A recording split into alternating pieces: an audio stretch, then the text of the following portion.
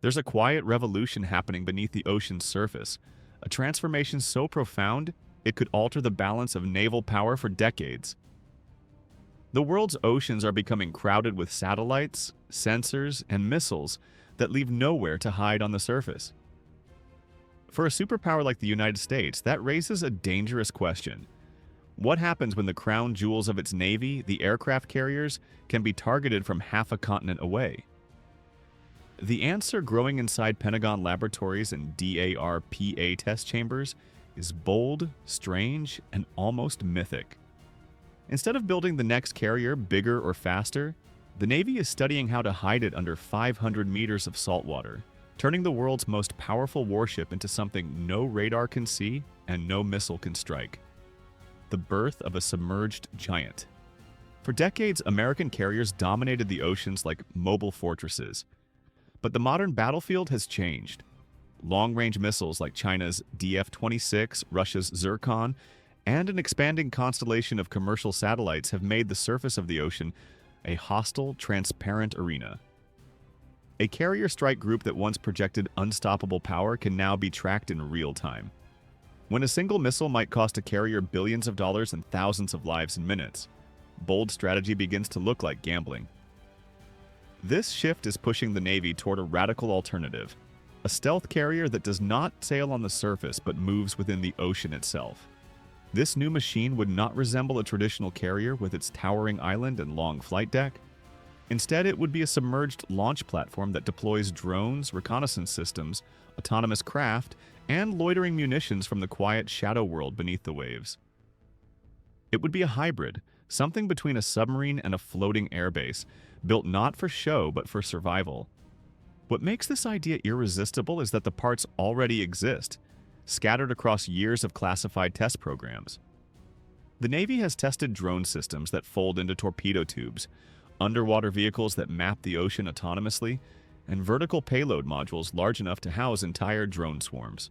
None of these are branded as stealth carrier systems, yet together they form the bones of something revolutionary, a ghost that launches aircraft.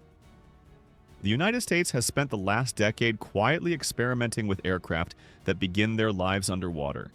The Blackwing unmanned aerial vehicle, for instance, starts confined inside a submarine's torpedo tube. After launch, it rises, breaks the surface, unfolds its wings like a mechanical seabird, and flies dozens of miles to conduct surveillance. Razorback underwater drones slip out of submarine bays to map the ocean floor and gather signals without human intervention. And Defense Advanced Research Projects Agency's most audacious prototype, the Courant drone, was designed to be fired underwater, burst upward, ignite a jet engine, and fly away as if it had been launched from a traditional runway. These are not paper concepts. They were built, tested, and refined. Alongside these airborne innovations, the Navy's Virginia-class submarines now carry enormous vertical launch tubes originally intended for Tomahawk missiles. But these cavernous launch cells can host far more than cruise missiles. They are large enough for loitering munitions, reconnaissance pods, decoy systems, and even compact autonomous aircraft. In many ways, these submarines already operate like miniature stealth carriers without ever being labeled as such. Why a carrier has to go underwater? The modern ocean is no longer a shield, it is a spotlight. Hey, every large vessel creates a signature. Satellites can detect ship wakes. Infrared cameras can detect heat plumes. Civilian tracking networks openly show global ship movements. The idea of hiding a 100,000-ton carrier on the surface now feels outdated. A submerged carrier, however, rewrites the rules entirely. Saltwater blocks radar. Missiles cannot home in on what they cannot detect.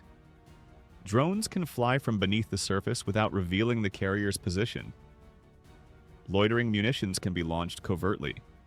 The vessel itself vanishes from the world's sensors, moving like a shadow that never breaks the surface unless it chooses to. Even better, this submerged platform would not need pilots, flight decks, or the massive support crew of today's carriers. Its aviation wing would be autonomous. Its operations would be quiet. Its presence would be a mystery until its drones were already above the battlefield. The idea may sound futuristic, yet it echoes history. During World War II, Japan built the I-400 class, enormous submarine aircraft carriers capable of launching float planes from the middle of the ocean. They were too late to affect the war, but their ingenuity proves that the concept has roots deeper than most people realize. The heart of the machine. A stealth carrier must solve 3 challenges better than any warship before it: long endurance power, silent movement, and the ability to operate without human intervention for months. Nuclear power remains the crown jewel of underwater endurance. American submarines have used nuclear reactors since the 1950s, and these engines run for decades without ever needing to refuel. They provide the energy for propulsion, sensors, drone recharging, and advanced electronics. A nuclear core would transform a stealth carrier into a vessel capable of vanishing beneath the waves for months at a time. Yet nuclear power comes with drawbacks: size, heat, complexity, and cost. Smaller platforms or uncrewed systems cannot always accommodate reactors. That is where hybrid and diesel-electric systems come into play. These approaches, used in submarines around the world, allow vessels to operate silently on batteries for extended periods before recharging near the surface. The downside is obvious. At some point, they must breathe. For a stealth carrier, that compromises everything. However, the Navy's work with autonomous submarines is beginning to close this gap. Boeing's Orca extra-large unmanned undersea vehicle, a fully autonomous underwater vehicle stretching 85 feet long, uses a blend of diesel generators and high-density batteries to travel more than 6,000 nautical miles without human oversight. It represents a bridge technology, showing how a large underwater drone could survive long missions without crew or nuclear power. Meanwhile, Defense Advanced Research Projects Agency is pushing even further, experimenting with harvesting energy from the ocean itself. Concepts like thermal gliders use temperature differences in deep and shallow waters to generate small but continuous amounts of power. Others use wave motion or slow vertical drifting to recharge over time. These ideas are strange, elegant, and potentially essential for a future fleet of fully submerged carriers. Heat, silence, and communication. Keeping a submerged carrier hidden is not as simple as sinking it underwater.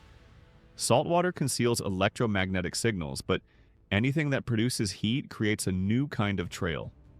A nuclear reactor or powerful battery system generates warmth that must be dispersed without revealing the vessel's position. That requires advanced cooling systems and hull designs that mask thermal signatures as effectively as stealth aircraft mask radar. Communication poses an equally daunting challenge.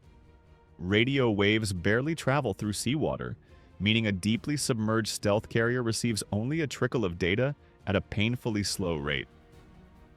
Acoustic communication is possible, but it is slow, easily disrupted, and insecure. Without periodic surfacing or the deployment of communication buoys, a submerged carrier risks losing contact entirely. It is a ghost, but a ghost must still talk to its masters. The last challenge is the absence of human hands.